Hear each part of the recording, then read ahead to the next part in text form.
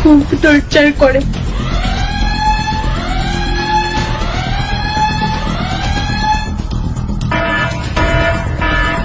প্রেমের ফাঁদে ফেলে লালমনিরহাট জেলার হাতীবান্ধা উপজেলার সিঙ্গিমারি গ্রামের কলেজ শিক্ষার্থী কুলসুম আক্তারকে গত বছরের 5 ডিসেম্বর ভারতে পাচার করে একই উপজেলার তিলক রায় নামের এক যুবক।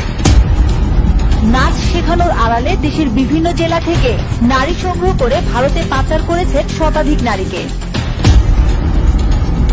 নারায়ণগঞ্জে অভিনব কৌশলে 7ম শ্রেণী পড়ুয়া এক ছাত্রীকে ভারতে পাচার করা হয়েছে। সেখানে ওই কিশোরীকে পতিতালয়ে বিক্রির চেষ্টা করা হয়।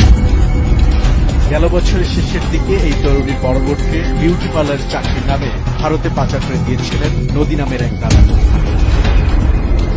র্যাব জানিয়েছে চক্রটি এ পর্যন্ত 500 নারীকে ভারতে পাচার করেছে। লালমনিরহাটের হাতীবান্ধা উপজেলায় বিয়ের প্রলোভনে মুসলিম তরুণীকে ধর্মান্তরিত করার চেষ্টা ও ভয়ভীতি দেখিয়ে দীর্ঘদিন ধরে ধর্ষণের অভিযোগে বিদ্যুৎ চন্দ্র নামে এক যুবককে আটক করে পুলিশে দিয়েছে এলাকাবাসী। শহর থেকে গ্রামের অসহায় ও গরিব পরিবারের নারীদের টার্গেট করে চাকরির কথা বলে রাজধানীতে নিয়ে আসেন। পরে সেখান থেকে সীমান্ত পাড়ি দিয়ে পাঠানো হয় ভারতের বিভিন্ন পতিতালয়ে। ভারতে পাচার হওয়া মেয়েকে উদ্ধারের চেষ্টায় একই চক্রের হাতে বিক্রি হলেন মা।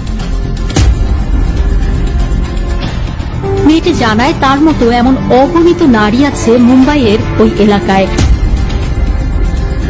প্রতি বছর বাংলাদেশ থেকে প্রায় 50,000 নারী এবং তরুণী সীমান্ত দিয়ে ভারতে পাচার হয়। খপ করে ভারত সীমান্ত দিয়ে পাচার হচ্ছে দরিদ্র নারী ও শিশুরা। এদের মধ্যে কেউ কেউ শেষ পর্যন্ত ফিরতে পারলেও বেশিরভাগই হচ্ছে হাতবদল।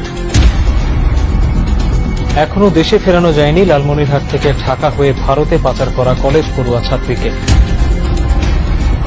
যার অর্থ এই মাকড়সার জালে একবার আটকা পড়লে 2% নারীও বেরিয়ে আসতে পারেন না।